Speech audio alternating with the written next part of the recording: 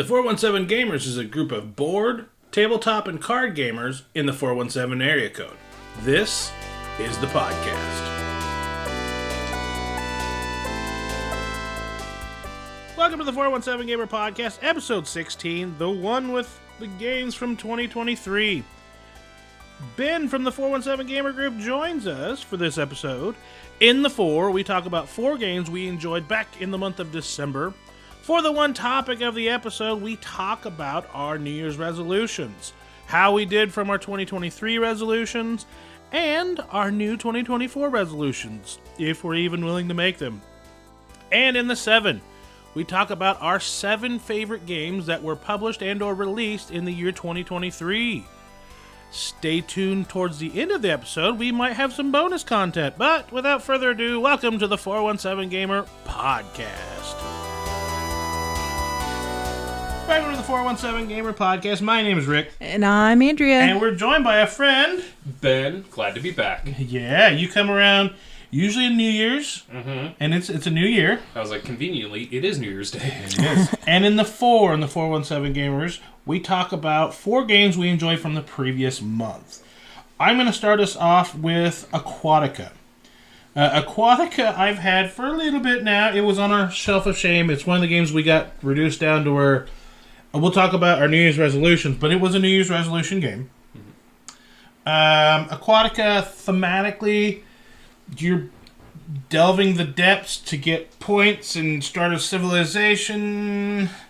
It takes the card mechanic from Concordia and several others, where you play a card to take an action, but then you have a card that will help you get all your cards back once you've played too many or what have you. Okay, yeah. Aquatica is designed by Ivan Ternovsky, and it's published by, I think it's Arcane Wonders. Yeah, that is Arcane Wonders.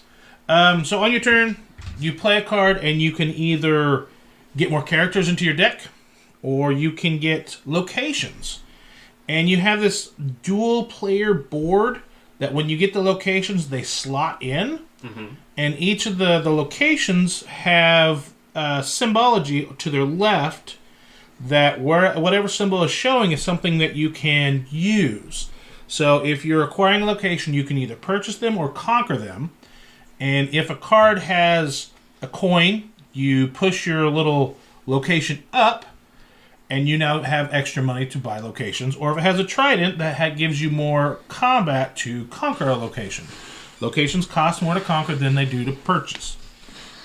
Also, whenever you have a card that's been pushed all the way up to where there's no more things to exploit off of it, there's another card that you can play to score those. Put them up in your treasure chest for end-of-game scoring. Otherwise, if you see the nice little scoring points at the bottom, you do not get them until you've pulled them out, and put them into your treasure chest.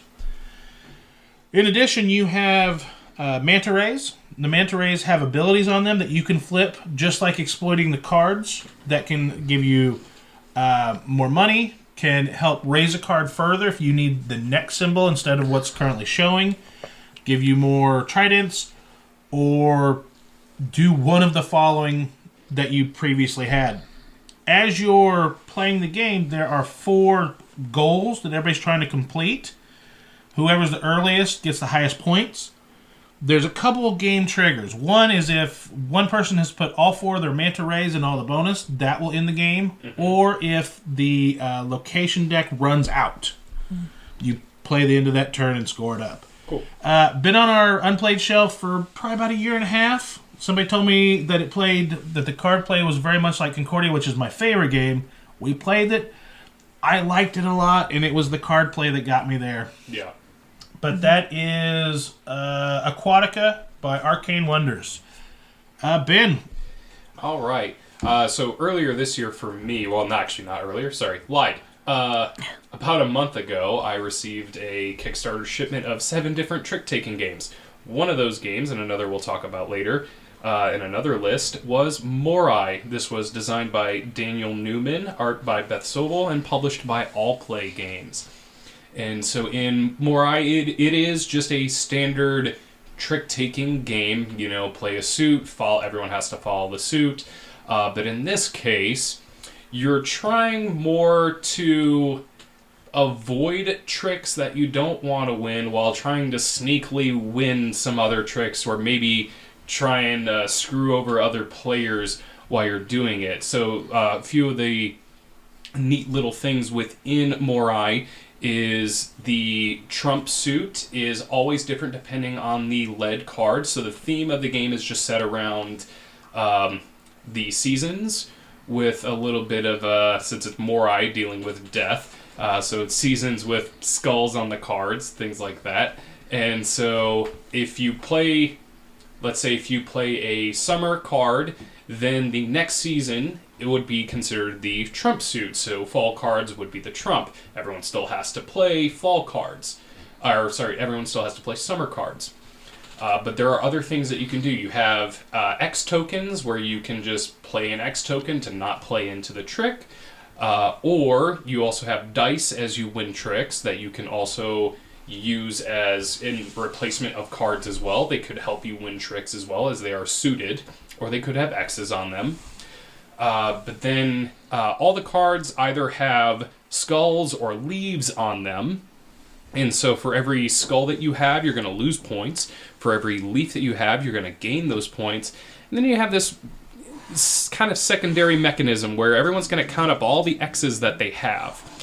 For the player who has the most, they're going to lose that many points. But for the players who have second most, they're going to gain that many points. So you're kind of also trying to game this secondary point scoring mechanism while you're playing throughout the game. So it's very interesting, and I think definitely one of the games out of the 7 that I received I enjoyed a lot, and that was one that was produced this year as well. Yeah, you taught this to us at the Metagames Christmas party. Yep. And I enjoyed it quite a bit. Mm-hmm. Yeah, need to play it again. For sure. Andrea, 3, the third game. Talk about. Sea Salt and Paper. It's a little trick-taking card game by Bruno Cathala. A couple things that make this game stand out for me was the art. The paper in the Sea Salt and Paper is origami images of all the sea life. And then the paper is for the paper, and then the sea salt is all of the animals are from the ocean. Different combination of cards, kind of like Rummy will get you different tricks to take. I thought it was funny, like if you get a shark and a diver, you could steal someone else's card, like you're the shark. We've really enjoyed this game. I think it's a little bit different from other trick-taking games that we've played, because you get to choose when the game ends. You can call out, this is the last hand, and there'll be one more round, or you can just say stop, and then if you think you have enough points to win at a particular time, you can just go ahead and call it and count up points at that time. And you could be either nice about it, or you can try and be kind of a jerk and hedge a bet. Yeah, I remember the first time I played it, I really only used the stop. And then once I had a really full understanding of the rules, I realized the last chance in the betting is way better than I realized. And so trying to play that game of like, all right, I'm sitting on 10 points right now. Do I try and push for one more card that maybe gets me 3 other points, or do I just go for it and just hedge my bet? Hope that, no one else has 2 or 3 more points than me. Right. I've never played a game like that before where you could choose when to end the game. Yeah. So I like that little different mechanic. So that was fun. The fourth game I'm going to talk about is Bohnanza. This is a game from 1997. We took it to the Bagwell Christmas, and we played it with some people that don't play a lot of games. Yeah. If you've been in Springfield, Missouri, and you've driven by the Battlefield Mall, there's a extravagant Christmas light display. That's my uncle's. And he loves his Christmas lights, but he's not the biggest gamer. So we drug him into Bohnanza, and he was all smiles while he was playing it. Yeah. Bohnanza is the bean farming game. Yeah. When you start out, you've got 2 plots of land, which are just blank spaces in front of you. On your turn, you must plant your first card in your hand. On your second, you may. your hand of cards, you cannot reorient. Once it's dealt to you, that's the way the cards are. Mm-hmm. Then once you've planted your cards, you get 2 cards that flip up for your offering. You can trade those away. You can keep them and plant them. You can now trade. All trades will go through that active player. So you can trade from or to. Anything traded must get planted. That's one thing that for the first 2-3 rounds, everybody, you just have to drill it into their heads. Anything planted or traded must get planted. Mm-hmm. Fantastic game. Love playing it. I absolutely understand why when people walk away from playing it with us, go, well, it didn't play as good as it played. Mm-hmm. I'm loud, I'm shouty, I advance the game. Yep. And I try and keep a light moment. I really enjoy this game. I was happy that we got to play with some family that weren't the heaviest gamers. And we usually are relegated to... Not relegated, but we usually have to bring out the Ticket to Rides and some party games. Hey, nothing wrong with that. And Bohnanza's not a whole lot heavier, but there's some kind of funky rules that some people are like, you got something easier. Mm-hmm. So if you can just keep them going, keep them smiling, it plays. Absolutely. And like I played this one last night with some family friends. First time I introduced it to them. A little uneasy at first, but once they get the negotiation aspect of the game, they kind of kept moving and realized that I might have been a bit of a shark when it came to some of the negotiations. If you remember my Zoo Vadis gaff at the everyone turned and looked at me. Yep. It was a great moment. So I introduced that one. So you kind of have to thank BGG Con for throwing out 2,800 copies into the U.S. and wherever, because that was an entrance. That was an entrance reward for just showing up.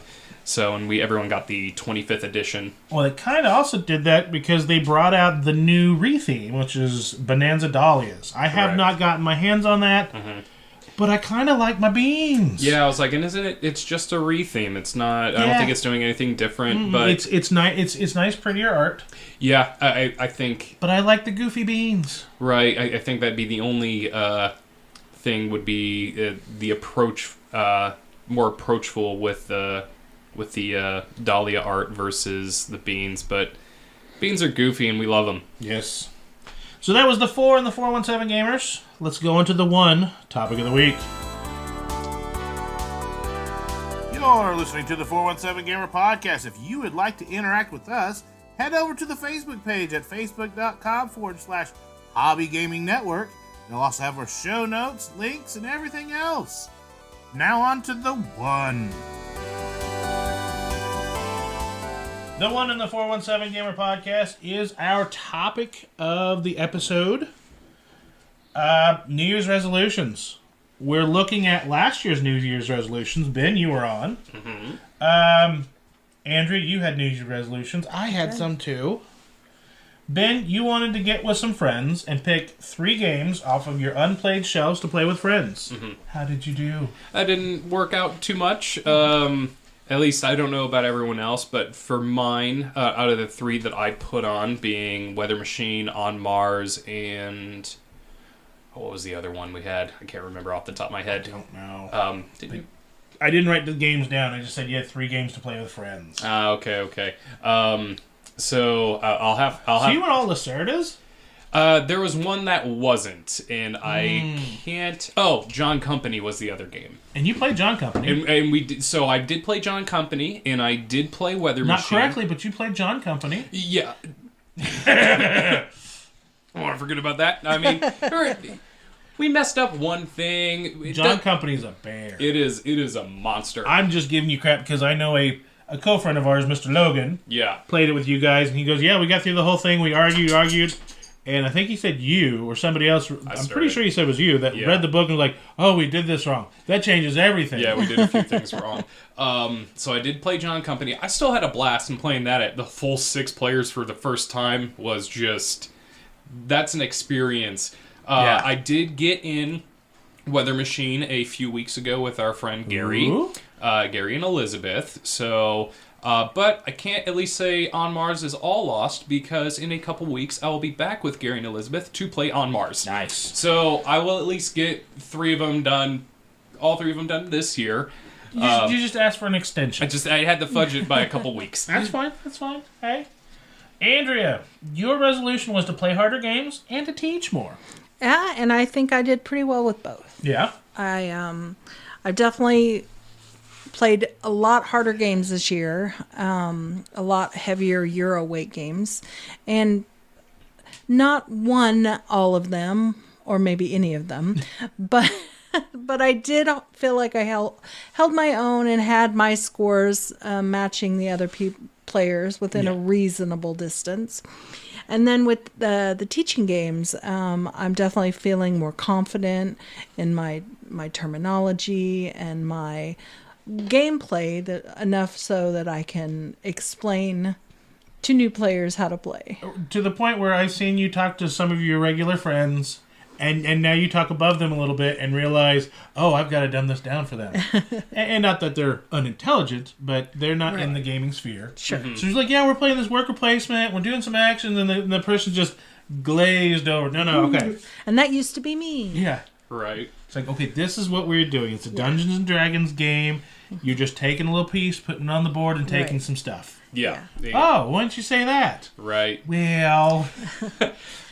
And I think another addition to that would be, not only have I been playing the heavier Euro games, I've really started enjoying them too. Yeah. So that's a plus. Yeah. My New Year's resolutions was to get our unplayed shelf down to single digits. The original New Year's resolution was I wasn't going to buy any more games until we got there. Mm-hmm. But life started changing. We got hit by some losses. And we had about 5 losses in about a 3 or 4 month span to where we were saying goodbye enough and we couldn't get anything to the table because we were, Yeah. So I said, you know what?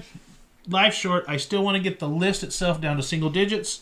But if we see something we really, really want, treat yourself. By the time we hit April, I'm like, we do as we do. Right. Mm-hmm. We did get the list down to single digits. We did. There you go. In the previous segment, I talked about Aquasphere or Aquatica. Aquatica, we've got that down, and we also played Masked Men and also Rage Quit it. But I'm counting it. Fair enough. I also said I wanted to play 30 of our old favorites, in which we got to. I mean, I also talked about Bohnanza. We got Chinatown played. I got,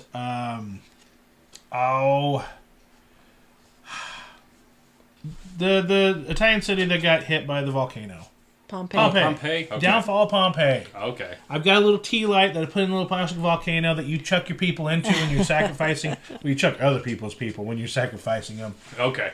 I like playing that. We got quite a bit of that done. Nice. So I also kind of had to hedge my New Year's resolution, but it got done-ish. Yeah. And then the other one I absolutely got done. But we're also looking towards 2024. Yeah. Very much so. So what are our New Year's resolutions for 2024? Anybody want to go first? I think I'll kick it off. Okay. And I thought about it, and I kind of liked what you were doing. I would like to at least get some of the games off of my shelf of shame done. I call it Pile of Possibilities. Pile of Possibilities. There's one that's definitely glaring at me every time I walk into my room. Sorry, near and far. But I would like to maybe not get all of them, or some, maybe not be as strict as you, but get some of them played. And a thing that I kind of enjoyed this year is I played a lot more of the same games this year than I did in the previous year. And I kind of enjoyed that, so I'd kind of like to try and you push got some legacies in. Yeah. We got some legacies in this year. Oh boy. And with our game group, it's hard to do that. Yeah. Because on the Thursday nights, everybody's buying stuff. I mean, we've got 20, 30 people that show up on a Thursday, and probably 20 of us come in with a game bag. 15 to 20 of us. And you're like, oh, well, most of these play 4, and with 20 of us, that's 5 tables going. And out of the 15 of us, only 5 of us are getting our game played the first. Right. And after the first round of games, half of that, if not maybe more, go home. Yeah. So Yeah. if you don't get the first round of games, you got to be willing to stay for the second round of games. Yep. I have liked at least kind of scheduling some of the things that we want to play first ahead of time. I did that with Marrakesh this past week. More on that one, and yeah, that's always the tough thing when it comes to Thursday nights. But I think I've been living well with having some scheduled games on Thursdays, and I'll still bring stuff, but definitely more with the knowledge that I'm probably not getting them played. Right. Well, I'll go second then. My New Year's resolution is to play a game more than once. We will play a lot of new games, and we'll get done, and then we don't play it again. And just about the time I feel like I've got it, the game's over, and we put it back on the shelf. And a lot of them are the heavier weight games, and I really feel like the only way to get my scores up was once I've totally played through the game and I understand. We'll say things like, oh, if I play that again, I would have done this and this differently.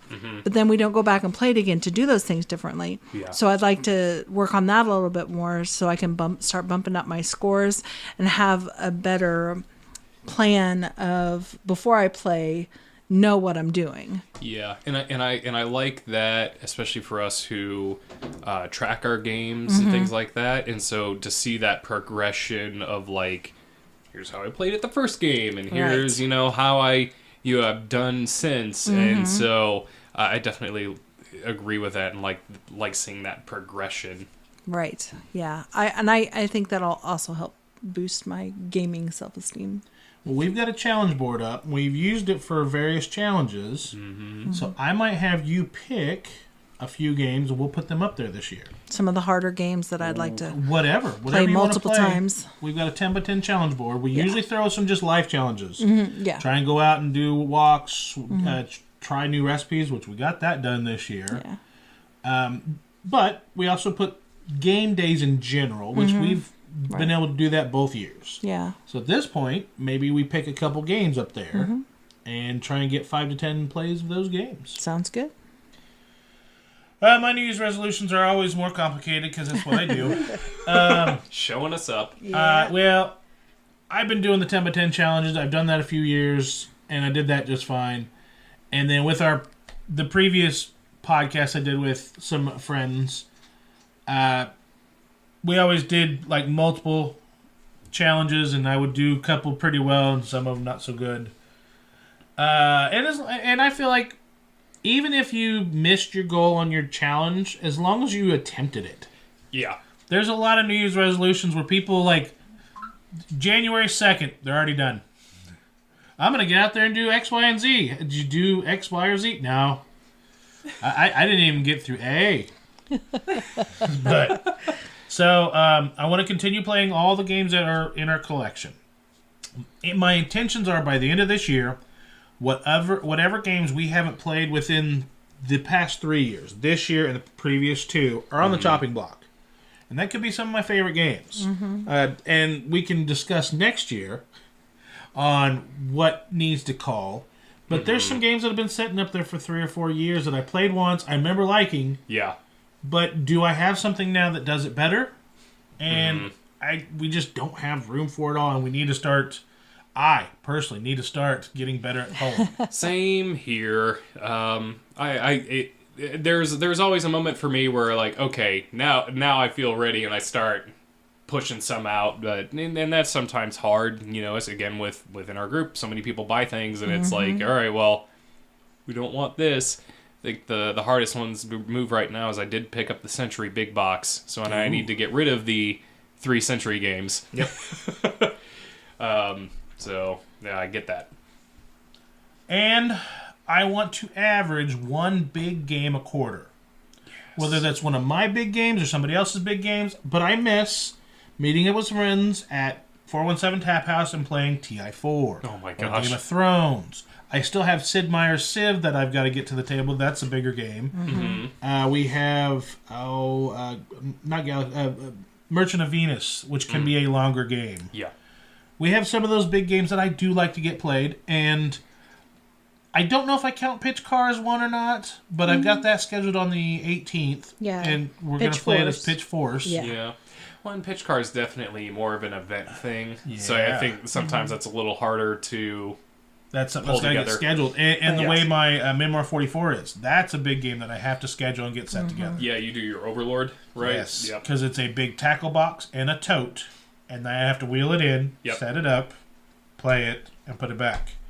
The setup and tear down is about an hour. Okay. Yeah. And the play, depending on the map, could also be just the hour. Yes. Depending on how bad one team steamrolls the other. If somebody's... We had one... We were playing Prakovka, which is a tank battle. It's Russia versus, Axis. And everything that the German side was doing was just rolling crap. Oh, man. Just rolling soldiers when they needed to hit tanks the whole time. That makes for a long game. And it did not, because Russia was hitting everything. Grenades and tanks. I mean...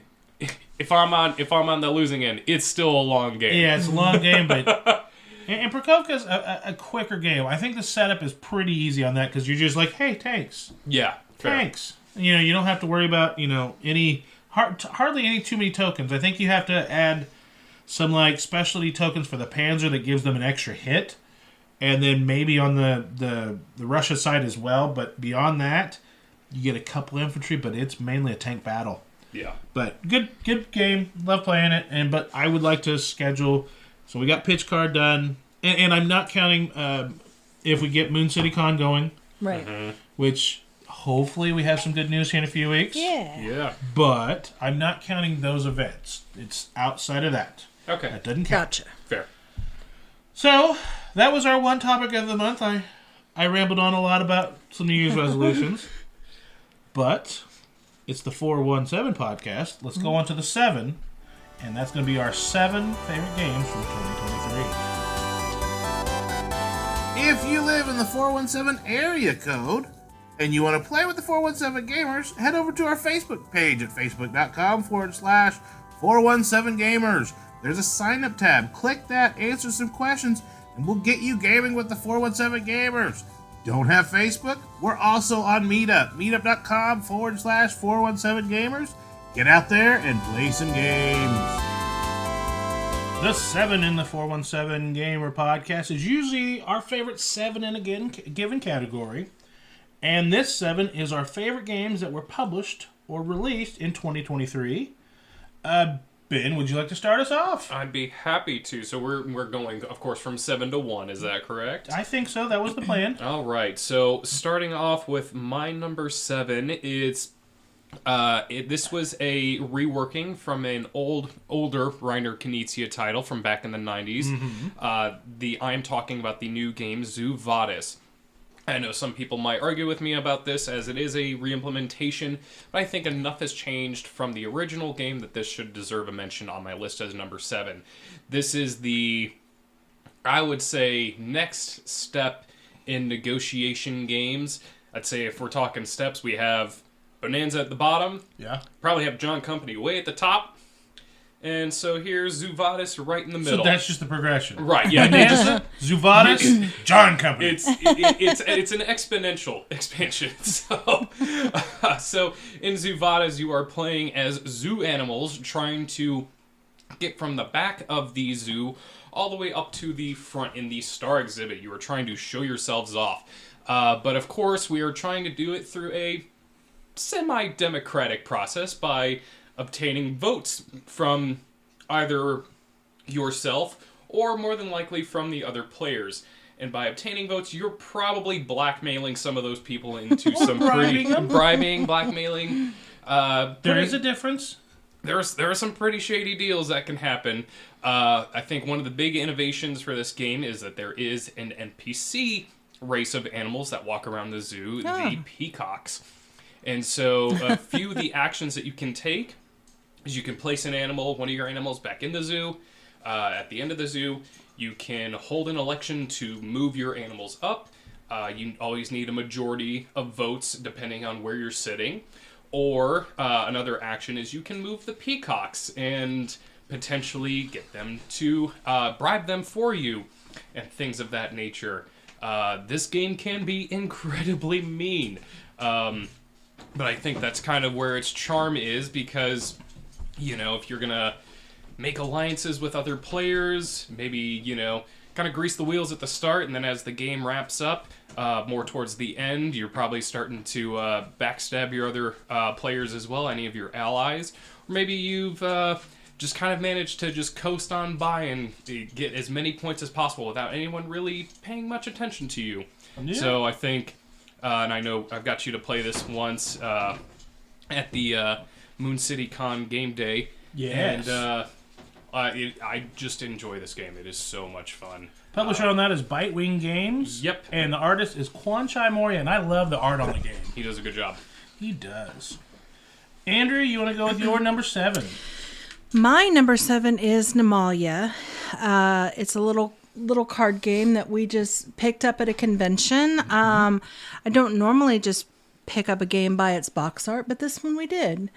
And I kind of poo-pooed it when she picked it up. You did. You're like, But yeah, we both really like this. It's good for beginners, intermediates. It's I'd say family weight game. Yeah. But there are different levels depending on the scoring cards of how hard you can make it or how easy you want to make it. Yeah.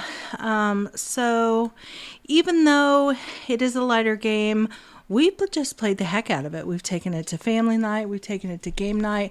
It's quick, plays in about 20, 30 minutes.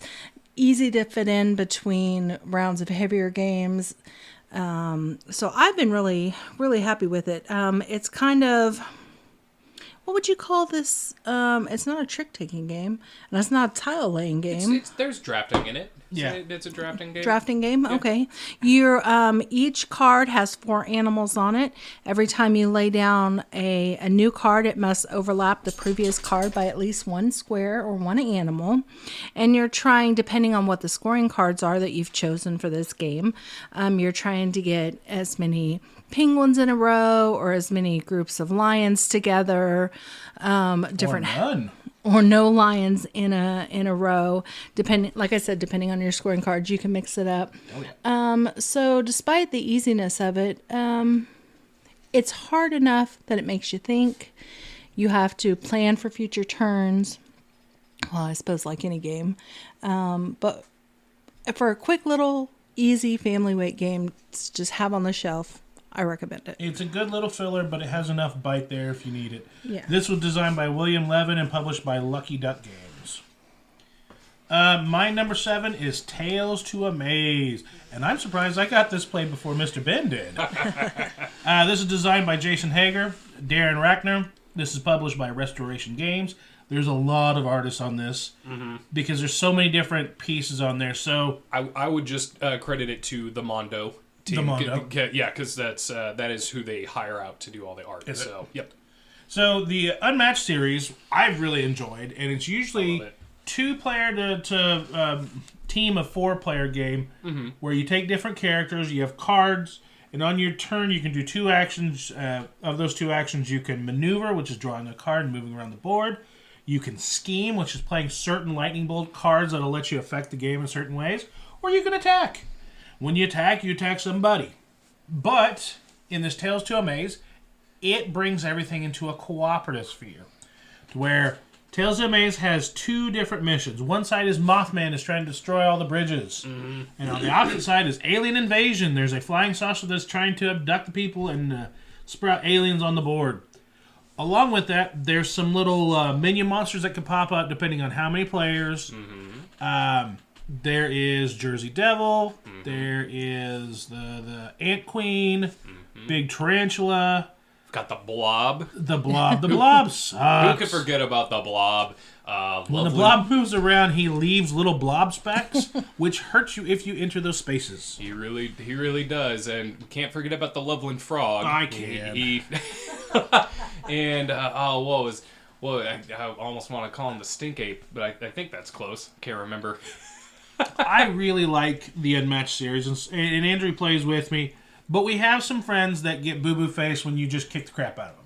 Because there's some matchups that are rough, or your card draw. If you just drew nothing but low draws, and everybody was just hitting you with their hardest cards. Yeah.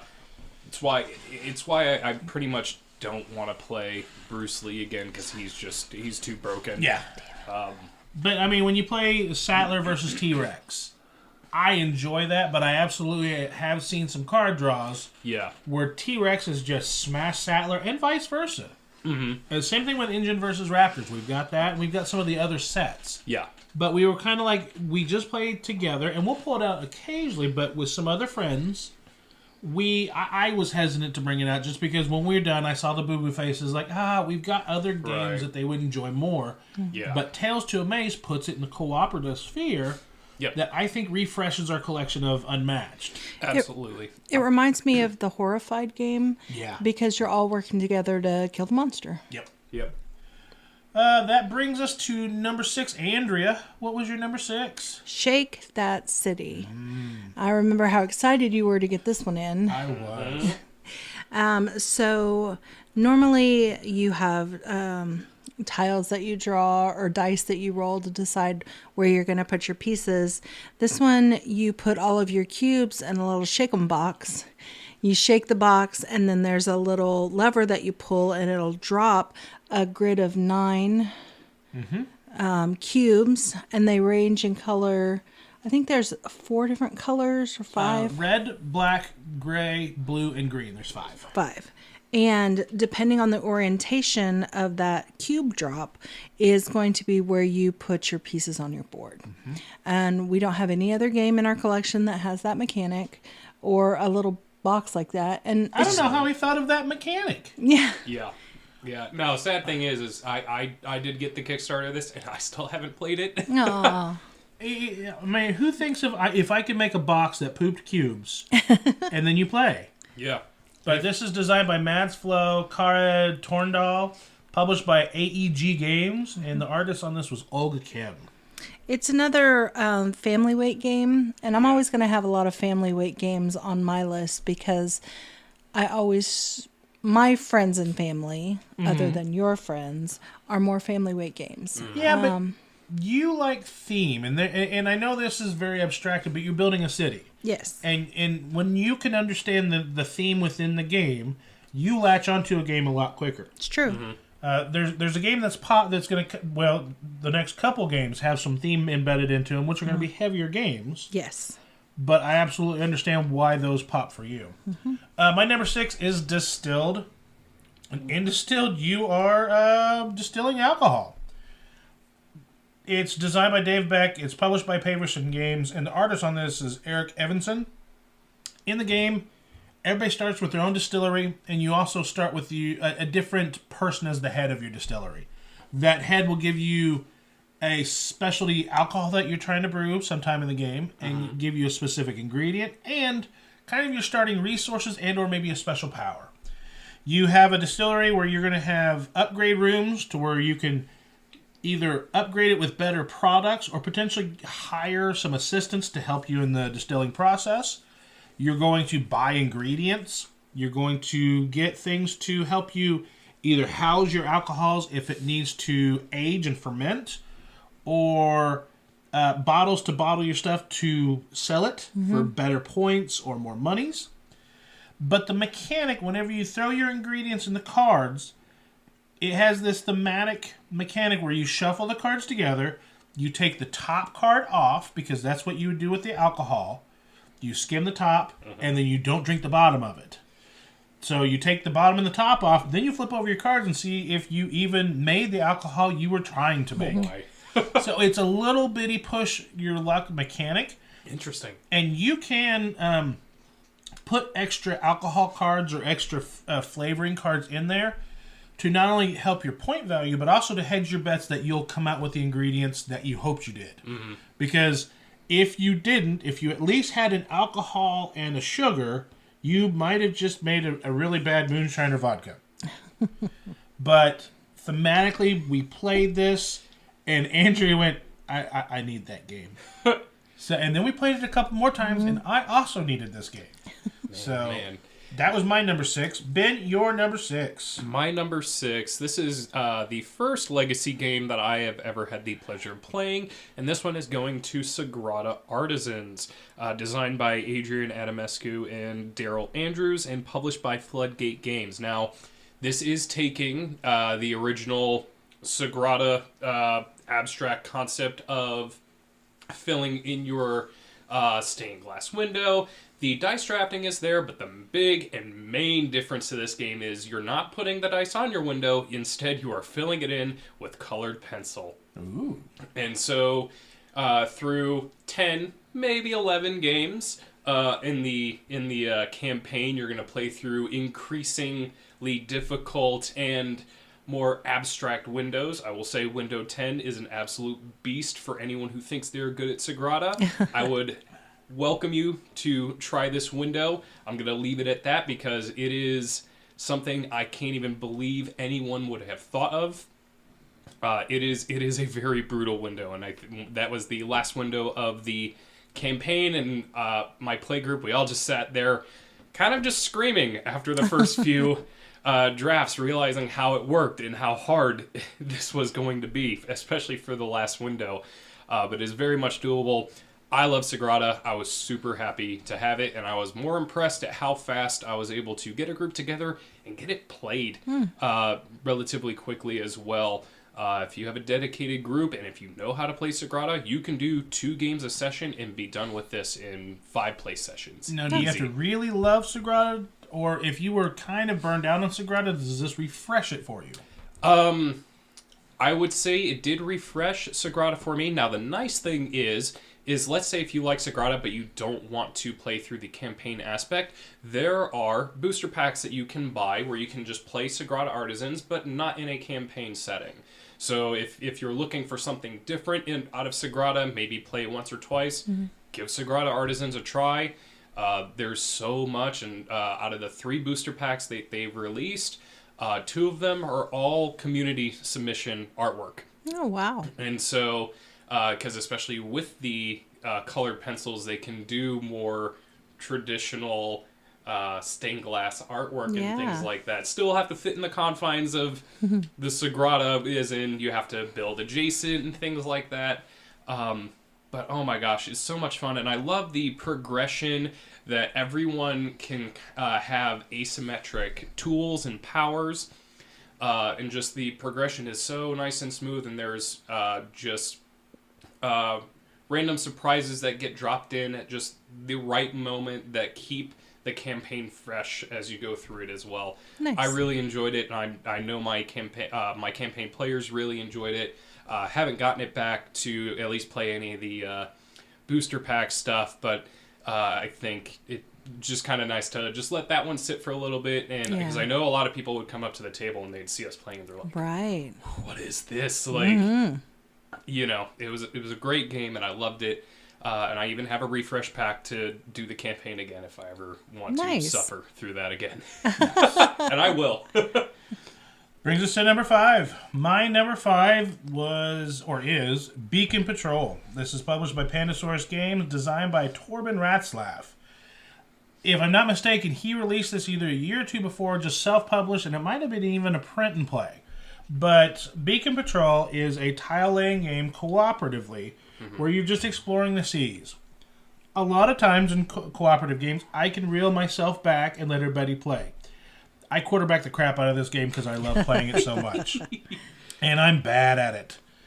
And Ben's had to reel me back once, and Andrea had to reel me back on another occasion. I'm like, hey, you could do this, you could do that. And you're like, hey, just let them play. I'm like, but I want to play. Right. And this is one of the few games I'll solo, because like, you guys did terrible, and I'll go play by myself. I'm like, I did terrible too.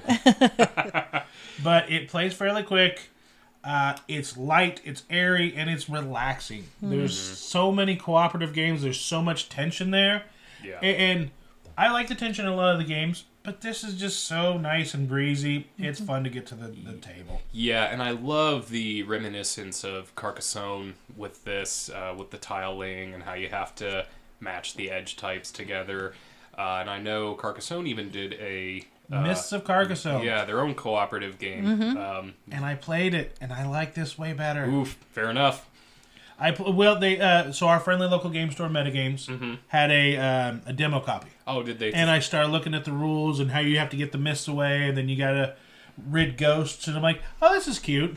Right. And then the very next week, or maybe 2 weeks after that, Beacon Patrol, yoink, because I had that on our pre-orders. Like, as soon as this come in, call me. Like, well, we don't know when it's coming in. Then I got the text message, hey, your game's here, come get it. And it's a much smaller box, too, I think. So yeah, definitely nice for anyone who's worried about space and things like that. So Ben, your number 5. My number 5. This one might be a bit divisive amongst people. I'm putting Expeditions by Stonemaier Games. Oh. This was designed by Jamie Stegmaier, and it is a follow-up to Scythe. Sequel. I'm not going to say sequel. I know it says sequel on the box, but I do like... I think there was a little bit of a mislead with calling it a sequel to Scythe, but I'm... a little bit of background to me. I came into Scythe way late. And it's one of those situations where everyone was really good at it, and I was so new that it was hard not to be a little bit disheartened playing Scythe and just seeing how good people are. Now, granted, I can get over that, and if I play it enough, I know I'll get better, and I can compete against the likes of you, Catherine, anyone who's played Scythe. Yeah. But Expeditions, still set in the world of Scythe in an alternate history, in this case of the Tunguska River meteorite situation, where you are called into the north and you're going and exploring north, and you're finding that this meteorite has corrupted all the people and the land around it, and you're just trying to fight off the corruption, see what's going on. Maybe there's a secret, a lab up there that might be doing some illicit experiments. Secret. But I like the mechanism for which you take your actions. You have 3 actions, and every turn you have to pick one to not do, and it has to be a different action than what you had previously chosen. So your actions are, move, gather, and play. And so you can play cards that you've gathered up, you can move around the board in your giant mechs that have their own unique powers, along with your character and animal companion, still very much reminiscent of Scythe, and you mashing those 2 different things together. And you just go and fight off the corruption, and as you go through, you'll find that eventually you can't do an action that you have to do on your turn, at which point you get to rest, you refresh everything, but then since you took a turn down, the next turn you get to do all 3 actions as a nice little catch-up for going down a turn, and then you're back into only doing 2 actions a turn. Nice. I liked it. Bit fiddly. A lot of pieces to move around, but I like the card play and how you're trying to combo everything together, put your own little machine together, and then still, much like Scythe, getting certain achievements and to help you trigger the end of the game. And scoring is very much based a little bit like Scythe, where you're looking at how well you like. You do quests in the world, so people can really like you if you do enough quests, and that can earn you more money at the end of the game. Nice. Andrea, your number 5. My number 5 is Caldera Park, which came out this year. We had already played Savannah Park, and I remember when we played Savannah Park, we're like, oh, this is a really good game. I bet they'll do a sequel, like Azul or another game, or Scythe, like you were just talking about. The original Savannah Park is in the African savannah, where you've got lions and tigers and bears. Oh my, no bears. The bears come in Caldera Park. They do. You're in a North American animals and forest, and it's a little bit harder. Like they took it up as a notch, kind of like Azul Queen's Garden is harder than the regular Azul. Yeah, the complexity is up. Yeah, so we really like that because we super enjoyed Savannah Park, but it can be a little bit light. This is more medium weight game. It throws in some other aspects, like there are storms that'll scare away the animals, and there's randomization of where your storms are going to be placed at. It's still the basic tile laying. It's still the same mechanic. Still really good, beautiful pieces. The artwork is still really nice. But if you guys have played Savannah Park and you're wanting to kick it up a notch, Caldera Park. And that's designed by Michael Kiesling and Wolfgang Kramer, published by Deep Print Games or Pegasus Spiel. They're the guys to go for when it comes to abstract games like that. They are. Absolutely. That brings us to number 4. My number 4 is World Wonders. World Wonders is something we just got in November, and we've been playing the heck out of. Designed by Z Mendez, published by Arcane Wonders. The artists on this is Odzius Tomoglov and Tom Vinter. It's a Tetramino polyomino game. You start with your board. On your turn, you're going to buy different pieces, roads, towers, and various buildings. At the end of a turn, if you have at least $1 or more, and you can apply for one of the 3 wonders that are standing, you place that wonder on your board, you end that turn, put all your money away, and then you wait until everybody else is done with that round too. So the wonders will all grant you at least points, but sometimes they'll grant you some more resources, extra point, population. They also take up spaces on your board. But your wonders will have prerequisites, like the Great Pyramids need to be next to 2 purple buildings. But there's 3 of the pyramids that have to be adjacent to each other. One, you can, as you're arranging them on your board, if you have the purple buildings on your board, can maybe stretch them to touch. The aqueduct, the Roman aqueduct, has to be next to a road, has to be over water. Makes sense. And it has to be next to, like, I think some, what was it, hospitality, living spaces, an H building. Okay. And, I mean, so each World Wonder has its prerequisites. You hit it. While you're playing the buildings themselves, they've got little resources they give you. Either clay pots, cogs, which is technology, or bush, which is kind of your farming. And as you're moving those metrics up, you'll hit little heads that bump up your population. End of the game happens either when your population gets to the 4th ring or the 3rd ring, it's purple, that'll signify the end of the game, or 10 rounds. There's 10 stacks of each of the sizes of buildings.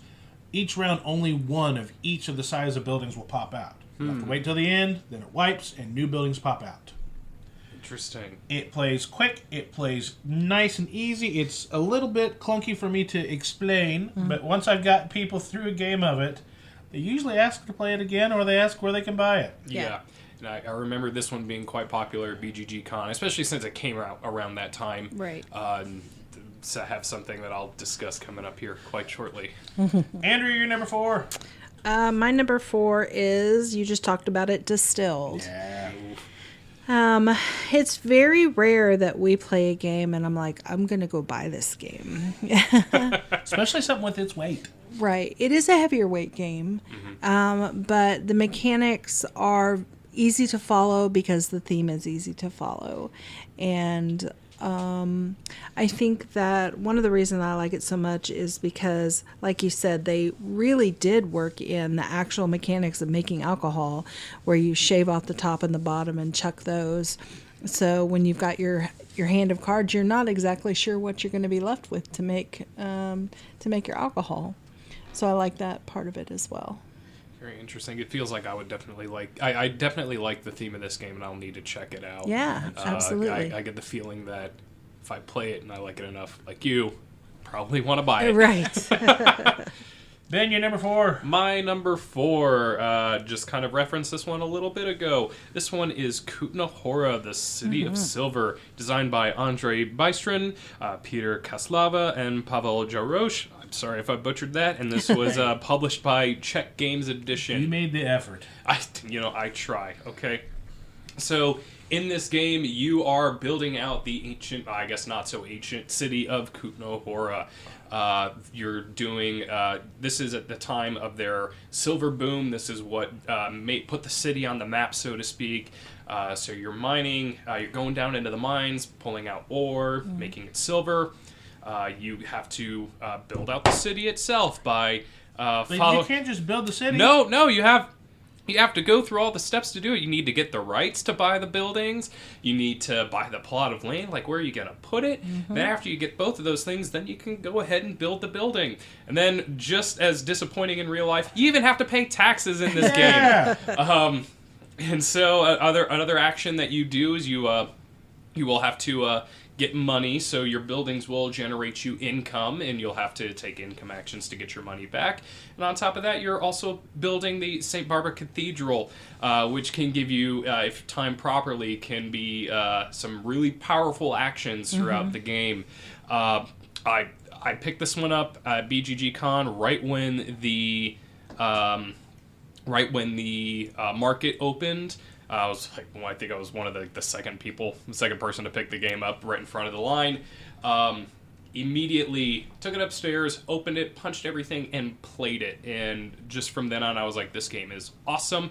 I love the, quote, live market. Everything you do when it comes to the mining and building your buildings affects what the market prices of certain things. You have wood and permits that you need to buy, but you're also producing food and beer and silver.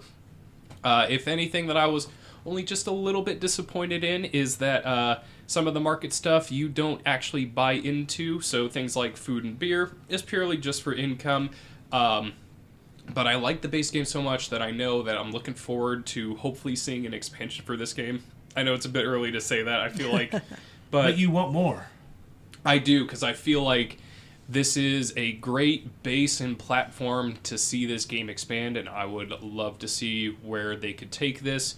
Another thing that was new with it is this rewood material that they're using for the for your miniatures. Like you said, when I first pulled it out, they almost look like they're plastic minis, but the way they're molded from recycled wood and binding material, they can make some really intricate stuff, and it is just wood. Very much love this game, love playing it. I think definitely sweet spot is 3 players, but I need to play it a little bit more at 4, and I can't wait to add in the events to really shake up the game. Nice. Brings us to number 3. Andrea, what is your number 3? Well, it's called The Fox Experiment. It is. And we just picked it up. We were watching previews of games that were coming out in 2023, and I was only half listening, honestly. But then they were talking about the Fox Experiment. Like, oh my God, I remember this experiment from when I was in junior high. Our science teacher was talking about it, and they made a game about it. And I was like, wow, that's very interesting. The premise of the game is that they used to have fur farms back in the 50s from like chinchillas and foxes, and unfortunately, all these animals lived in cages, and they would just harvest them for their fur. Well, they noticed that as they were breeding these foxes in these cages, that the friendlier ones tended to produce more friendly pups, and the more aggressive foxes tended to produce aggressive babies. So they did a recreation experiment to try and understand how we domesticated dogs from wolves, and they have put into the game very well. Other traits that they noticed that came along with friendliness were tails that curved up, ears that flopped over slightly, spotted coats were all traits that genetically linked to friendliness, and they bred those traits together. And at the end of the experiment, they had extremely friendly foxes and some very aggressive foxes, and everything about the environment was exactly the same. Only thing that was different was just the breeding of the genetics parents. And they rolled it into the game very well. The cards are wonderful. You get to choose a mama fox and a papa fox, and you can breed as you rack up more points on your board. You can up until you're having a litter of 2 that you get to have, or a litter of 3 that you get to score, and each generation that you produce has more friendly traits, which allows you to produce the next litter that has even more friendly traits. it's very interesting in that it's a roll of the dice. When you breed, you never know what you're going to get. That's what this game's all about. For each of the traits, you get a die, depending on the number of traits of your parents. You put them all together and you roll them, and that's what your pups are going to produce. And if you have a litter of 3, you'll have the same set of dice produced by the parents that you'll re-roll for each individual pup. So I really like that facet of the game. This is published by Pandasaurus Games and designed by Jeff Frazier and Elizabeth Hargrave. Could leave it to Elizabeth Hargrave to do something nature-related. Yeah! So, she's got more of that coming up. Ben, your number 3? My number 3, anyone who knows me will definitely know why this is on the list. This one goes to Scholars of the South Tigris. This is designed by Shem Phillips and S.J. McDonald of Garfield Games. This is the second game in the South Tigris trilogy, the first one being Wayfarers, of course, something we talked about last year. In Scholars of the South Tigris, the Caliphate has charged you with going out into the world, finding scrolls in different languages of knowledge, bringing it back in, and then translating it all back into Arabic. So that is the kind of broad strokes. In this game, you are hiring translators who can speak various languages. You're going out into the world. It's a little bit abstracted at that point, but in finding and delivering these scrolls to the guilds, and then working with other players to transcribe these scrolls, because just because you hire a translator doesn't mean you're the only person who's doing it. So other players can use your translators, and there's a nice system where you can hire a bunch of translators and force players to translate for you because you get points as they retire. Or you can, if you want to be kind of cruel, you can force somebody's translator to stay working by constantly taking money from them, so they have to work just a little bit longer, and that prevents that player from getting points if they don't retire. Very interesting systems. It's all dice and color based, so you have a bag building where you're putting in dice. You're trying not to flood your bag with too many white dice, as if you have too many at the end of the game, it can cost you points. But you are drafting the 3 primary colors of dice, mixing them into secondary colors, which can give you certain income benefits and things like that. I love this game. It is definitely a next step up from Wayfarers. I think Wayfarers, not quite lightweight, but just at midweight. This is heavy. Is it? This is...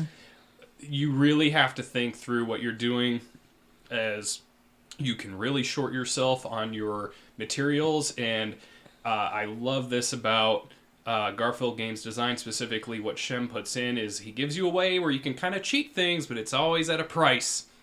And so very interesting game. I played it a bunch when I got it, played it solo, played it at BGG-Con. I love this game so much. Super happy with it. And so that is my number 3. My number 3 is Earth. This is designed by Maxime Tardoff. It's published by Inside Up Games. In Earth, we're all making our own Earth. So, when you start the game, you have kind of a central board that tells everybody what kind of goals are going towards. You put out usually animals, and they tell you maybe they want it cold, maybe they want a lot of different land types, maybe they want certain types of fauna. Whenever you make your board, there are 4 possible actions on an active player's turn. You can plant, you can grow, you can basically rain, or you can some way to get dirt. Yes. Dirt is your economy. Dirt is how you pay for your cards to be played out. Everything is worth points in this game. And whenever you're playing to a 4x4 tableau grid. Once you play one card, you play adjacent to that card. And then it starts shaping out how your Earth looks. But whenever you start triggering bonuses, you have to go left to right, top to bottom. Okay. So it depends when cards trigger. And you're like, oh, this mushroom triggers off of this dead tree, but I put this tree too far ahead for the mushroom to get the advantage. So, like, one card might get growth tokens. One card might use those growth tokens to throw away to get you some more points. And if you didn't do it right, then you, like, hosed yourself on those actions, so then maybe you might put a different card ahead of it to take advantage of those actions. Okay. So there's a lot... If you like building engines, this is an engine building to where you can build, like, 16 different engines. Oh my gosh. Although by the time you hit that 16th engine, that's when the game is over. Once somebody builds their full 4x4 grid. Yeah. It's fun. It's not hard. It's light. You play through it's a huge... If you've played Ark Nova and you think that's a huge deck of cards, Earth has just as much, if not more cards. And you'll just chuck the cards away for dirt, for money. My gosh. I've heard this described as a Wingspan variant as well, but it's yes and no. Yes and no? Okay. But I do like the idea of 16 and engine building because that just makes me think of gizmos. Yeah. So, and I love that game too, but that's not 2023. No. Ben, your number 2 from 2023. My number 2. This one is going to Marrakesh by Stefan Feld and published by Queen Games. You said he was retiring a few years ago. He lies. He lies. So, a few years back, he started a collaboration with Queen Games, and they're going to do the City Collection. They said it was going to be a multi-year collaboration. They are not joking. I have seen the future plans. We're in it for the long haul. Are we? We are. It's kind of scary. But Marrakesh, out of the first 4, Marrakesh is the only original design. The other 3 were re-implementations of some of his earlier games. Marrakesh is, as with any Stefan Feld game, very loose on the theming. In this case, you are in the city of Marrakesh, where you are drafting Keshi pieces that everyone is dropping into one of those cube towers. So what goes out is what you have to draft. So certain things that go in might not come out right away. So it can really change from round to round. And you're doing various actions to just pile up on the points. Played this quite recently where we were convinced that I may have been trying to break the game, which I tried. I tried. I did do some fun things. Catherine still thoroughly whooped us. Yeah. But I had a solid second. She loves her fellas. Oh, she does. We know it. I had a solid second place, 40 points behind her. So she was very good, but I love this game. It is the tension of what you're going to get from putting out into the tower, especially when it comes to that last round of, like, you're trying to push for the things. You might have planned things properly, but you still need to rely on a little bit of that luck. And you may have planned things out, but if something doesn't fall out of that tower, you might be, SOL.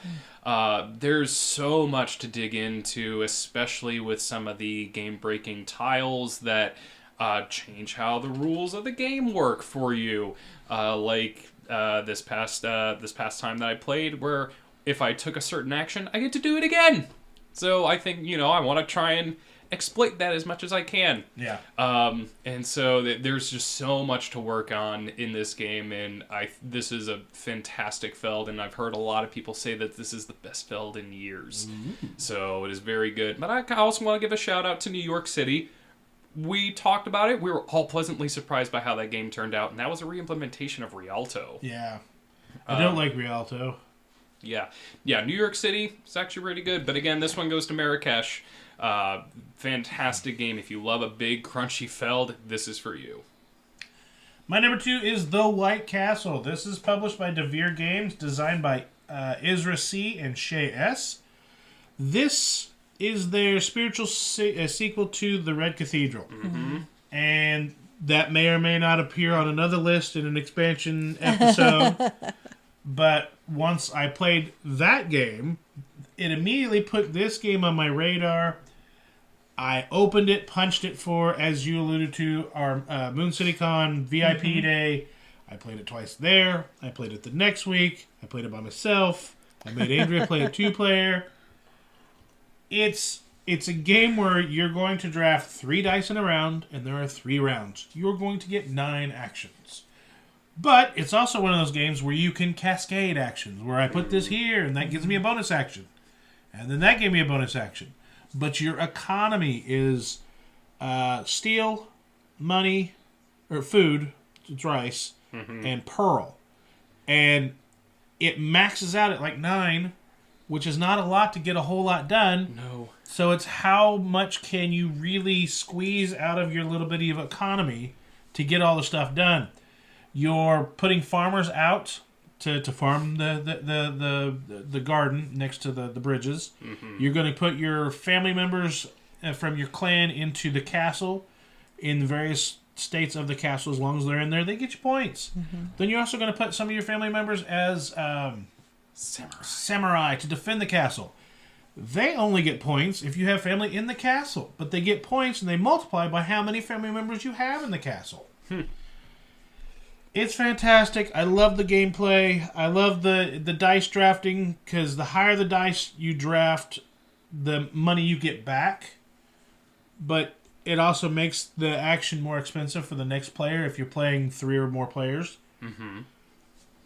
I just like the game. Andrea, you're number 2. My number 2 is Point City, not to be confused with Point Salad, which it is in the same line. Point City takes Point Salad and kicks it up a few notches. It does. We have played the heck out of Point Salad over the past few years. It's a great little quick card game. Wonderful filler, or at Christmas time when you're playing with the family. And you don't want to play the Pictionary and the old party games, the catchphrase over and over. Point City or Point Salad plays up to 6. I'm glad you caught yourself for the Point City there, because you asked me to pick up the box and I grabbed the wrong one, because the boxes look very similar as well. This one's quite a bit harder. You've got a grid of cards that are either resources or buildings, and every time you take a card from the grid, whatever comes out will be the opposite. If it was a resource, it will now be a city, or vice versa. And what you're doing in almost a Splendor fashion is collecting resources to be able to buy more cards. And then there are bonus tokens that will give you extra points for 2 extra points for having so many of the same color or such and the such. But it's quite a bit more difficult than your Point Salad. But we like that because you don't always want a light game. Sometimes you want a little bit crunchier game. It's scratched a little bit more. And if people are with it, it doesn't take a whole lot more time than Point Salad. It's true. But it gives you a little more crunch. Yep, I'm super glad. I was really looking forward to this one. I was glad that I introduced this one to you. Felt a little bad because I think you were trying to avoid buying stuff, and we had to have it. I really like this game. I love the step up from Point Salad, but it still doesn't even replace Point Salad, because not really. No. you can definitely have both games for their different purposes.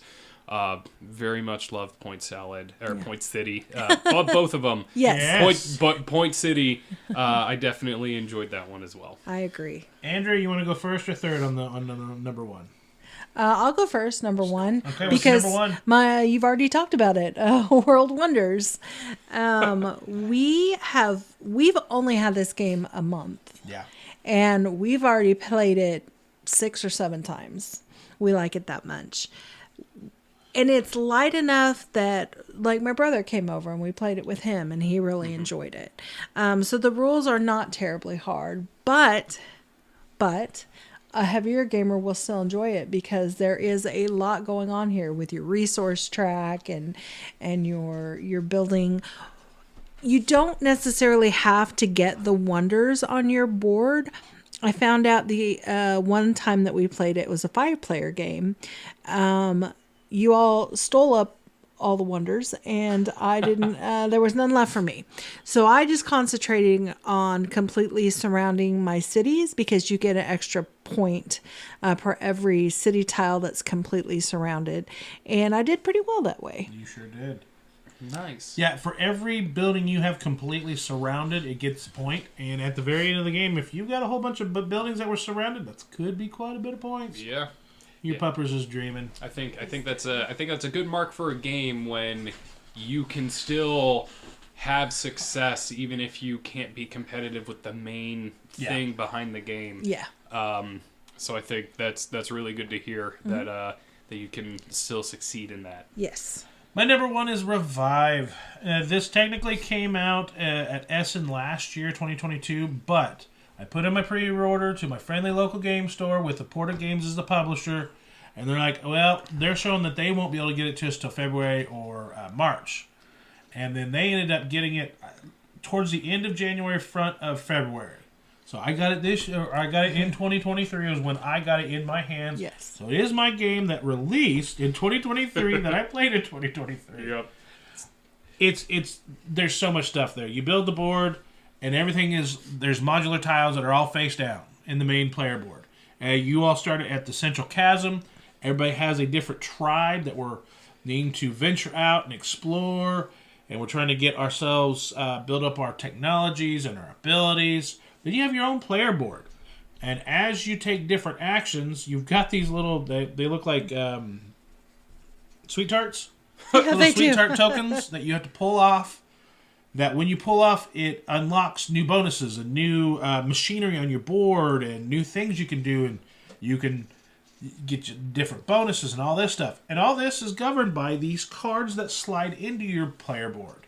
If you slide them in from the bottom, they have two sides to them. If you slide them in from the bottom up, you get this effect or these resources. However, if you slide them from the bottom down, you get the opposite side. You have to choose where you play these cards. You start off with 6 cards. 3 will go in hibernation, 3 will start in your hand. You will be able to potentially buy or acquire other cards throughout the game to fill out your hand and be more powerful, stronger cards. But as you're going out and exploring, you're also going to build cities, and you're going to populate the world and send your people out there. So you can put them in the major cities or the minor cities to get you points in the game scoring. Every time we played this, we played just the base game that pops out, because there's a 5 or 7 game campaign to unlock everything so you can play the whole game. And after we played it, Andrew, you played it once or twice? Twice. I played it 3 times, because I played it once when you couldn't come out. And after playing it 3 times, and I said, even if we just one Thursday each month, we pop this out and play it, You'd be happy? I would be very happy. Where Andrea wants to play a game multiple times, this would be on the list of games we're going to play multiple times. That's awesome. I'm sorry if you don't like it. No, I do. I do love a good multi-use card system. Is much like Bruges / Hamburg. That I love those multi-use cards. And Kutná Hora, yeah, and that one's especially brutal when you think about you're taking one action, but you might be taking the wrong one with the wrong card. Yeah, exactly. Something I didn't mention, but yeah, very much so. Which leads us to Ben's number 1. What is your number 1, Ben? My number 1 is going to Age of Innovation, designed by Helge Ostertag and published by Furland Spelle and Capstone Games. You mean Terra Mystica? I mean Scythe Terra Mystica. In Age of Innovation, it is a follow-up to Terra Mystica. I very much like the return to the Terra Mystica board, but that's about where the similarities end. In Age of Innovation, you are mashing together a terrain type, the 7 classic terrain types from Terra Mystica, with a list of fantasy races to have unique player powers and things like that. You still very much play like Terra Mystica, with an exception of one extra action thrown in. Of course, everything has been kind of rethemed to be more of an Age of Industry sort of thing, while you're designing new scientific advancements and things like that. A new resource thrown into the game is just books. You collect books and you can spend them for special actions or buy special innovation tiles. If you like Terra Mystica and you think, I want more out of this. I want more! I just want more. Age of Innovation is a fantastic step up. I think it is an amazing game. There's so much to dig into because especially when you are drafting these combinations and mashups, that no two games are ever really going to be the same. Now, I like Terra Mystica, and I love how competitive it can be, especially when you have high-level players who know how things work, and to be able to compete like that. Can't really do that in Age of Innovation. But there's so much to dig into, and I knew this would be a number one as soon as I got it to the table, and yeah, I'm immediately drawn into it. I know all the things you could do, and heck, even if you liked Gaia Project, there's little bits and pieces of Gaia Project thrown in there for you as well. Because I know some people like Terra Mystica more than Gaia Project, and vice versa. I think this one will sate a lot of people who love that line of games, and this was a fantastic addition to that line. And I don't even know if they'll do an expansion for it, because it almost doesn't even need it right now. That's what they said about Terra Mystica. Well, And then it got two. Yep. Well, and think about this. They also said that about Gaia Project, and it's also getting one this year. So who knows? But Age of Innovation, I can't wait to play it more. This is a great game, and I knew that would just be right up my alley. Nice. That was our top 7 games released in 2023 that we played. There's absolutely games that we couldn't get to. There's a couple thousand games released every year. Mm-hmm. Is there something we missed that we should have mentioned? Maybe we didn't get to it. Go to our Facebook page at facebook.com/Hobby Gaming Network. Start up a discussion. We'll tell you why you're right or why you're wrong. Yeah, yell at us or why we're wrong. Put it on our radar. Maybe it's something we have to play that we just missed it. Because I know there's a lot of little hidden gems that'll pop up the next year. Absolutely. But maybe after the credits roll, you stay back for a bonus. I don't know. Maybe it's there. Maybe not. Maybe not. I mean, you'll know by the timestamps. Yeah. But without, thank you for listening, and we'll see you next time. Goodbye. Oh, I'd like to add on a little note here before we sign off. My enjoyment of the Fox experiment does not condone animal fur farms. It does not? No. Oh, I thought it did. No. Oh, sorry. Okay. But I still like the game. Fair enough. Fur farms. Goodbye. Goodbye. See you. The 417Gamer podcast is recorded and produced by Rick Bagwell and Andrea Smith. We want to thank Ben Gutowski from the 417Gamer group for coming on. The music we use, the intro, Kind, Gentle, Beautiful Person, and our outro, Making Up for Lost Time, was created by Origami Repka. For links to the music and our show notes and everything else, head over to the Facebook page at Hobby Gaming Network.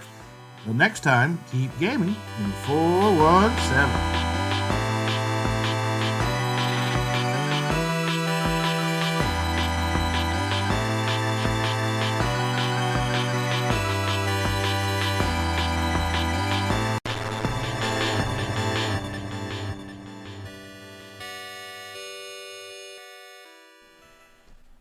So if you're still listening after the credits roll and the music plays out, here's a bonus. We are looking at our top 7 games from 2022 that we did about a year ago with Ben. Mm-hmm. And I was looking in, and I asked Ben to get his statistics because he keeps his and I keep ours. I keep mine, and most of the time that's Andrea's too. Mm-hmm. Most of the time. Every once in a while she'll meander off and be like, hey, that one's pretty. Okay, because this looks really dry, and I don't think you're going to like this one. This is the dry book the game. Wait till I get you to play Marrakesh. Ooh. Looking at our top 7 games, number 7 for me was Marvel Remix. We've gotten 5 plays of it. Mm-hmm. I actually thought we would have played it more, but I think I've ducked it a few times because we played it so much the year previous. We did. Your number 7 was Ready, Set, Bet, and we didn't play it at all. Yeah, which surprises me, because we love it, and I would play it. We just haven't had the opportunity. I think it's a very good event game. I still get that one at parties and things like that, and everyone who talks to me, they know how excited I get to be the announcer. Yes. Some people are like, mainly Jen. She's like, I can't play it without you being the announcer anymore because we played it at a party and things got rowdy. And that means it was fun. Yes.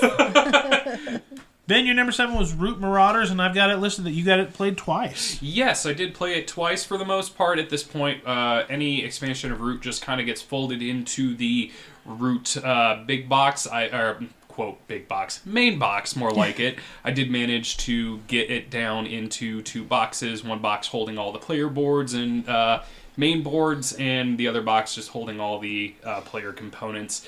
I still love Root. It's a harder one to get to because the heavy asymmetry is a turnoff for a lot of people, so definitely... A lot of times you're having to teach. Exactly. I don't mind teaching it, but it is one of those games that I would definitely prefer to just sit down, set it up, and go, maybe, here's what we're doing different. Let's go. We've played it a few times, and I softened on the teach to where I'd almost maybe pick it up to where we could play it and teach it, but you have it, Fish has it, Ethan has it, somebody else has it also. Like, the people that we would play it with have it, so I absolutely don't have to get it until there comes a time where you guys float onto another game group out of this area, which I hope you don't, but if you did, because that's actually happened on 2... We're on our 3rd or 4th generation of gamers in the 10 years I've been running 417 Gamers. Like, our first generation was a lot of take-that-ish games, and not necessarily attacky, but the Euro games where you're directly in line with each other. Yeah. And then the second one was the opposite, where it was like, besides a scythe game, a lot of it was like, hey, you play your felled point salad over here, I'll play my felled point salad over here. And Catherine is multiplied. And then we'll talk about how much we like this felled game. Yeah. Ben, number 6 for you is Mosaic. Mosaic. I still very much enjoy this. I only played it once, but again, I think this one is more due to the physical size of the game that I have. It is a big box because it is the Colossus edition. I got this one played at Moon City Con. I was more looking forward to getting the expansion. The expansion has been put in. I need to play that. This one's just always going to be hard to play just because I would need to schedule it, especially if we're going to play it Thursday. I need to know if I need to carry that thing out because it's probably the only thing I'm bringing with me. Yeah. But I still very much enjoy it, and I think a lot of the things that I thought were missing in the base game definitely have been, I'll say, addressed in the expansion. To what extent, I just don't know yet, but I look forward to playing it again. Still a very fast-paced civilization-style game. Still very much, I think, deserves its place on this list. Andrea's number 5 was Marvel Remix, but we just kind of mentioned that. We played it so much previous year that we ducked a few plays, and you actually might have played a couple times while I was playing other stuff. Yeah. So your plays might be more than my 5. My number 6 is Splendor Duel. We played it 6 times this year, and the only reason why we played it so few times is because we've lent it out to so many other couples. Yes. We played it until, I think, February. We lent it out to a friend of ours, Gary and Elizabeth. Oh, yeah. And they had it until, like, March. Which, that's fine. Yeah. We wanted them to play it. And then we went over there to a game day with them, got it back, and traded them another game. Because we have different tastes. They have different tastes. And I love the way this interacts. You know, and they have games where they like the interaction, but they don't want to attack one another. Yeah. And I absolutely understand that. Snaking back around to number 5 was Ready, Set, Bet. Andrea and I discussed that. Surprised we haven't gotten it to the table. But like you said, it's more of an event game. And right now, we have a ton of party games. I even, like, at the Meta Games Christmas party, stole one of the other people's party games so I could get it played. And I'm looking at my list of party games we have, and I'm like, maybe I didn't need to get it. That sound game was cute, and it's fine. But I'm looking at the list of all the party games we have, and I think it's the least of what I've got right now. Yeah, so many better games. Andrea, your number 5 was Foundations of Rome. I have not played this again this year, but have you? I have not, because we don't own it. I'm waiting on my copy. Well, maybe we'll play it again once you get it. Yes. It is a beautiful game and quite enjoyable. Catherine has it, and she brings it out every now and again, and it's beautiful, but she is not at a loss for people that want to step up and play the game when she breaks it out. Yeah. So if we're even a minute late to Thursday game night, she already has her table full. Yes. Your number 5, Ben, was Age of Atlantis. This is still probably the goofiest game on this list. Didn't play it, which is kind of a shame because I still very much like the idea of this game. Looking back on the games that I've played since, I could see sort of the faults in it. Yeah. But I think that's kind of what makes it endearing. It's a shame that I haven't played it at all this past year, and I definitely want to make a change for that because there have been some people who have asked me about it too, just because it just kind of looks impressive with the board. I very much enjoyed playing the few times that I played it, and I just need to play it more, and I think that's going to fall in line with my resolution for this year to kind of play some more games multiple times, and I would love to see that one get played because everyone who plays it, it's like, okay, yeah, I like it. Like, yeah. You can look past the oddities behind it. Ben, your number 4 was the Gilded Merchant Explorers. Yeah. You've got 2 plays in. 2 plays, yes. I got my own copy, and then mysteriously you slow down on playing it. Yeah. But well, we made a challenge last year, and we played it once this year. Mm-hmm. Yeah. I do like the Guild of Merchant Explorers as a nice alternative to roll and writes. I think sometimes that style of game gets a little played out. I think we're starting to see that bubble kind of die down in it, but I like it has, but some of it came back this year. Some of it, yeah. But and I played, I liked. Mm-hmm, but I love the tactility to Guild of Merchant Explorers. You're not writing something on a sheet of paper. You're actually moving pieces around, and you don't need to... It doesn't look like it'd have a shelf life without, if you run out of paper or anything like that. Need to explore some of the other maps on this game, but I'm still happy that I have it because it's definitely something that I would bring out occasionally. Andrew, your number 4 was also Splendor Duel. Yes. And we've loaned it out so many times that just the other day I bought us another copy, so we'd always have one here at the house. So we have a lender copy and we have another copy. That's how to do it. My number 4 is Azul Queen's Garden, and I have a feeling we'll be talking about that again, so I'm not going to say anything about it. My number 3 is the Guild of Merchant Explorers. I love that game so much. I still haven't gotten to play with the Pink Crystals. No, neither have I want to play a game with that. I played both the first and the second maps. Or the second, the objectives and everything. Yep. Love the game, but yes, through our challenge this year, our list of unplayed games was 49 different games. And I was also trying to make sure we played some of the old favorites. Yeah. Which was games that came out the year previous of 22. Mm-hmm. Yes. So that left the games of 22.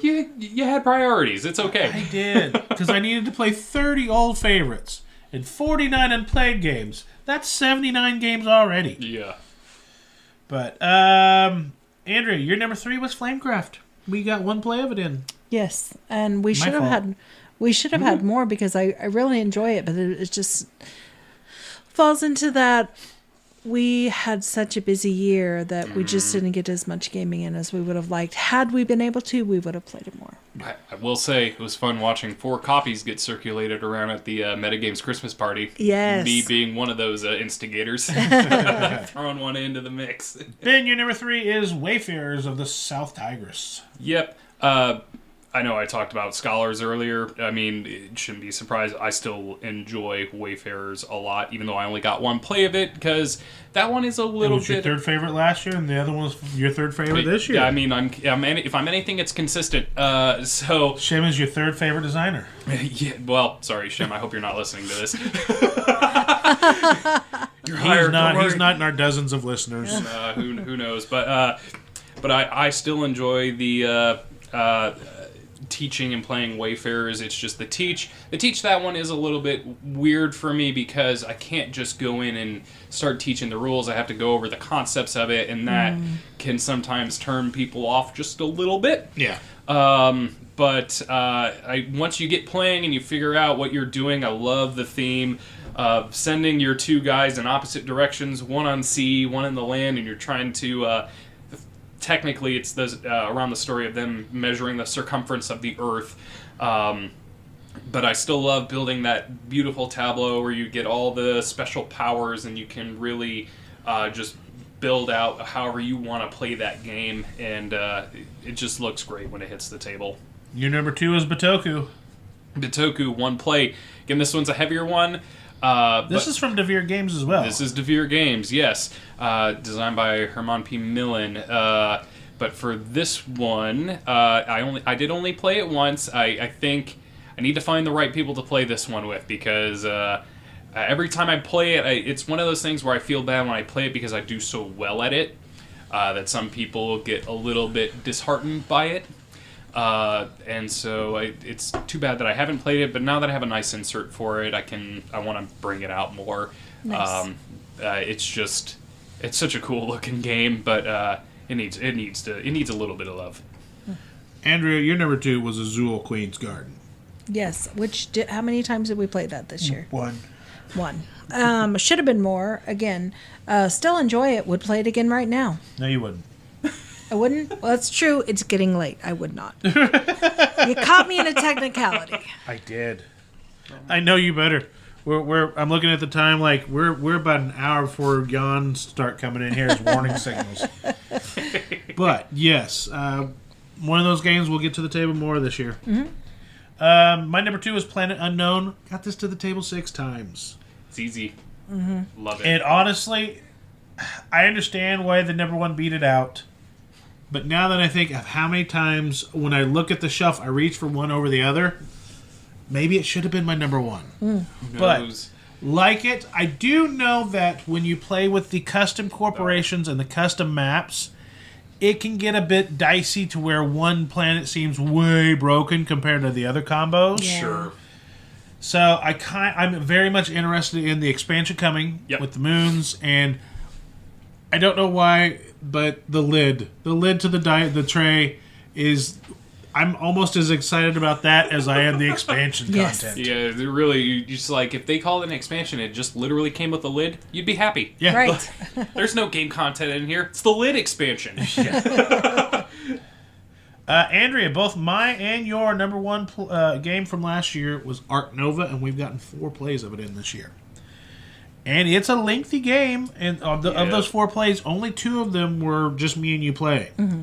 The other 2 plays, we had a 4-player game, and we had a 3-player game with a friend that takes his time. Yeah. Yeah. But yeah, I think, again, that would have had more than 4 plays if it is not a game that takes so long. Now, I absolutely like the new Marine expansion with the wave mechanic that when the cards come out, it will shift the cards down further. Yeah. Keeps everything fresh. Keeps everything fresh more often. Yes. You're not staring at the giraffe that nobody's going to build for 5 rounds. Right. As he starts from, 10, 5, 4, 3, Sorry, giraffe. Noah says it's time to go. Ben, your number 1 from last year was Dead Reckoning. Dead of Reckoning. It should just be Dead Reckoning. Why is it Dead of Reckoning? I don't know. That's hilarious. Dead Reckoning. Only played this one 3 times, but I do at least have a good reason for it. The 3 plays was to finish up the campaign that I played with Nick, where I was thoroughly murdered and trashed. I mean, I have a smile on my face. The only reason I didn't play it more is because I was waiting on the next expansion to come out. I do need to at least play it a few more times before I add the new expansion content, but when the expansion also came in, it caught me in the middle of a thing called Sagrada Artisans. Mm-hmm. So, and then eventually another game that I'll mention later on, maybe. And so, just haven't had the time, but I'm gonna try and scout hopefully a 3rd person to get introduced into this and start playing it again. And they're already talking about another expansion for it, which, you know me, I'm not gonna hold back. No. But I do. They've talked about and they've showed us a little bit of what's going to be in it, and it's going to be a more stuff expansion, so it'll be stuff that'll blend in nice and seamlessly. And so even if I don't play this 3rd expansion, the 4th expansion will just kind of be able to morph right into it. Nice. So that was your bonus. You're welcome.